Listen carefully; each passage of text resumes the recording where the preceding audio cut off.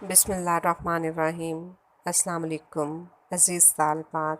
ہم اپنے آج کے لیکچر میں تیسرے عباسی خلیفہ محمد المہدی کے دور میں الحاد و زندقہ کی تحریک کا تفصیلی جائزہ لیں گے۔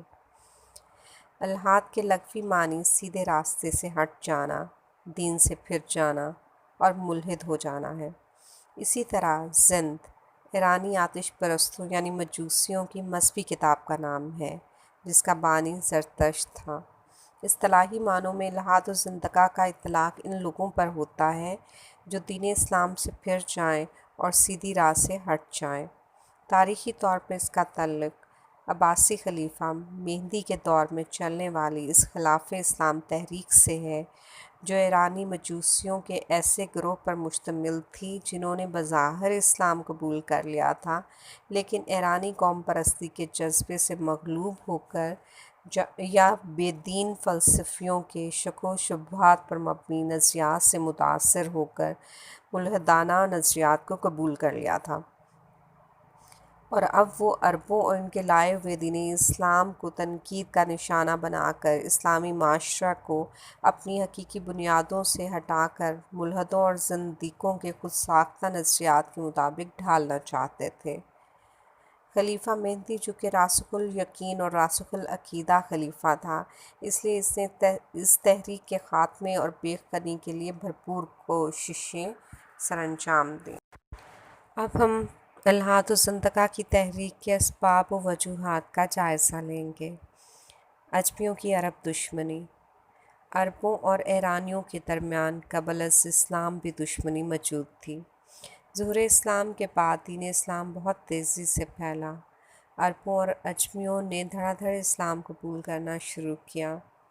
مجوسی ایران اسلامی یلغار کا مقابلہ نہ کر سکا اور اسے اسلامی خلافت کا حصہ بننا پڑا۔ ایرانیوں کا قومی جذبہ افتخار تاریخی مسلمات میں سے ہے۔ یہ ایرانی مجوسی اسلام لانے کے باوجود اپنے آپ کو اپنے ماضی سے الگ نہ کر سکے۔ دوسرے خلیفہ راشد حضرت عمر فاروق رضی اللہ عنہ کو شہید کرنے والا شخص فیروز لولو بھی ایرانی نژاد مجوسی تھا۔ اس کے علاوہ تیسرے خلیفہ راشد حضرت عثمان غنی رضی اللہ عنہ کی شہادت کے پیچھے ابن سبا کا پھیلایا ہوا فتنہ کار فرما تھا۔ یہ شخص ابن سبا بظاہر مسلمان ہو چکا تھا، لیکن در پردہ یہ ایرانی یہودی ہی رہا۔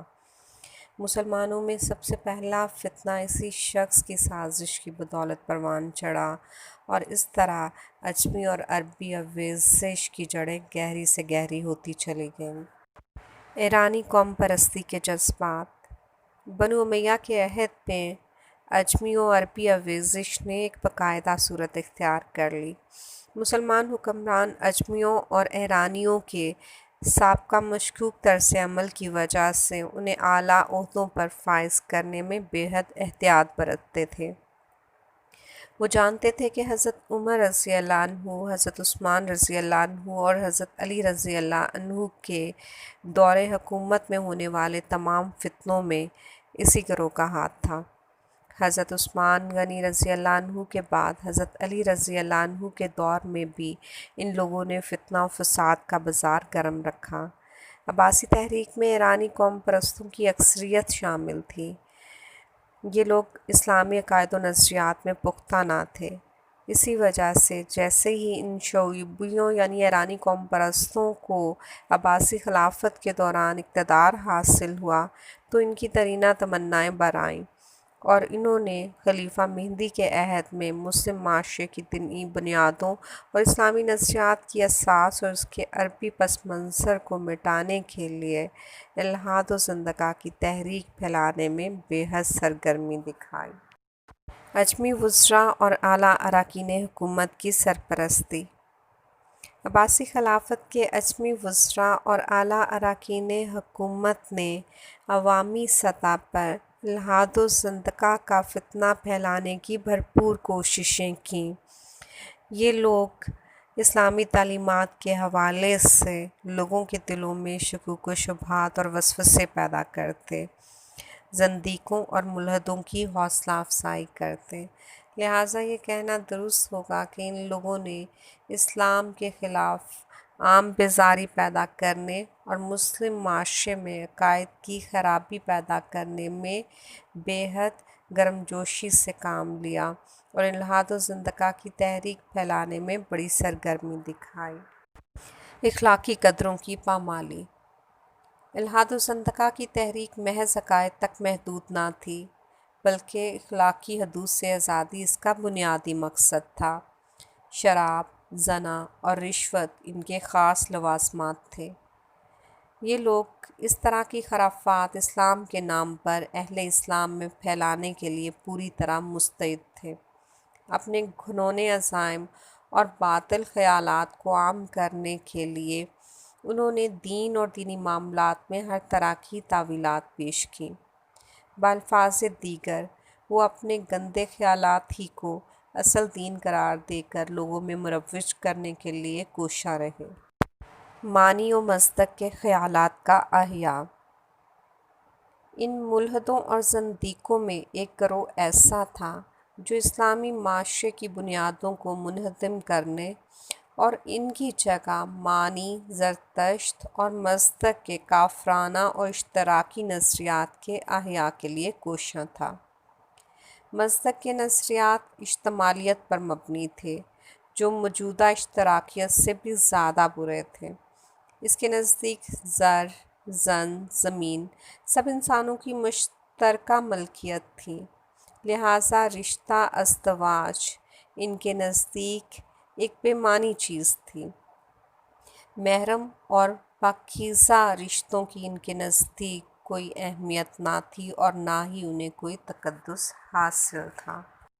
قوم پرست شعراء اور ادیبوں کی کوششیں۔ بنو عباس کے عہد میں شعوبیوں اور مجوسیوں کے بڑے بڑے شعراء اور ادیب پیدا ہوئے، جو الحاد و زندقہ کے زبردست پرستار تھے۔ انہوں نے بڑی بڑی کتب تحریر کر کے عربوں اور اسلام کی مذمت کرنے میں کوئی کسر اٹھا نہ رکھی۔ شعر و شاعری اور ادب کے نام پر ان لوگوں نے اپنے مشاہیر کے گن گائے۔ علم و ادب کے پردے میں بے حیائی، بے پردگی، زنا اور شراب نوشی کو رواج دینے کی مہم چلائی گئی اور اللہ تعالیٰ کی قائم کردہ حدود کا مذاق اڑایا گیا۔ شاہ نامہ فردوسی، جو فارسی رسمیہ ادب کا شاہکار سمجھا جاتا تھا، عرب اور اسلام دشمنی کی واضح دلیل ہے۔ جب شاہ نامہ فردوسی مکمل ہوا تو فردوسی نے بے حد فخریہ انداز میں دعویٰ کیا کہ اس نے شاہ نامہ کی تدوین میں 30 سال صرف کر کے عجم کو زندہ کر دیا ہے۔ قرآن و حدیث کی من گھڑت تاویلات۔ ان نو مسلم مجوسیوں اور ایرانی شعوبیوں نے عربی ادب کی مذمت کرنے کے ساتھ ساتھ قرآن کریم کی من مانی اور من گھڑت تاویلات کیں۔ صحیح احادیث کے مقابلے میں ان لوگوں نے ہزاروں من گھڑت جھوٹی حدیثیں لکھ کر انہیں رسول اللہ صلی اللہ علیہ وآلہ وسلم سے منسوب کر دیا، معاذ اللہ۔ ایسے ہی ایک زندیق نے گرفتار ہونے کے بعد اقرار کیا کہ اس نے اکیلے ہی 4000 جعلی احادیث وضع کیں۔ اس جرم میں اسے سزائے موت دی گئی۔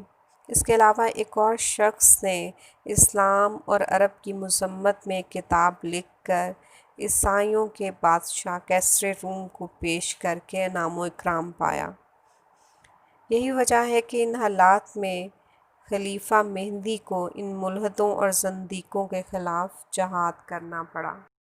محمرہ یعنی سرخ پوشوں کی کوششیں۔ جرجان کا علاقہ زندیقوں کی سرگرمیوں کا خصوصی مرکز تھا۔ یہ لوگ بھی ملحدوں کی طرح اخلاقی بے راہ روی، اخلاق باختگی، شراب و زنا اور ہر طرح کے فتنہ و فساد پھیلانے کے لیے پوری طرح کوشاں تھے۔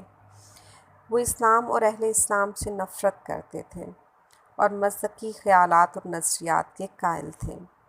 وہ ملحدانہ اشتمالی اور اشتراکی نظریات پر مبنی معاشرہ کی تخلیق کے لیے کوشاں تھے۔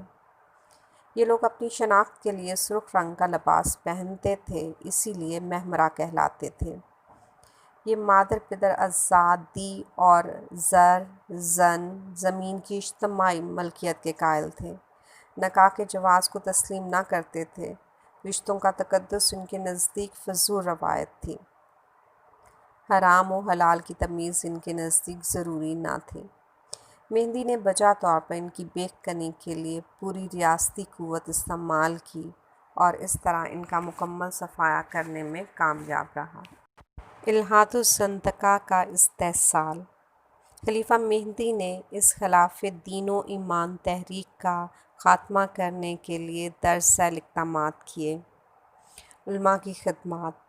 مہدی نے طبقہ علماء اور صالحین سے درخواست کی کہ وہ اسلامی عقائد و نظریات کے دفاع اور فروغ اور ملحدوں اور زندیقوں کے قلع کما کے لیے اپنے علمی کمالات کو بروئے کار لائیں اور ان دین و ایمان کے راہزنوں کے باطل نظریات کا بھرپور جواب دیں۔ چنانچہ علماء صالحین نے ملحدوں اور زندیقوں کے فتنہ اور ان کے فاسد نظریات کے رد کے لیے اپنی بھرپور توانائیاں صرف کیں اور ان لوگوں کے پس پردہ عزائم اور مخفی ارادوں کو عوام کے سامنے واضح کر کے لوگوں کو گمراہی سے بچانے کی بھرپور جدوجہد کی۔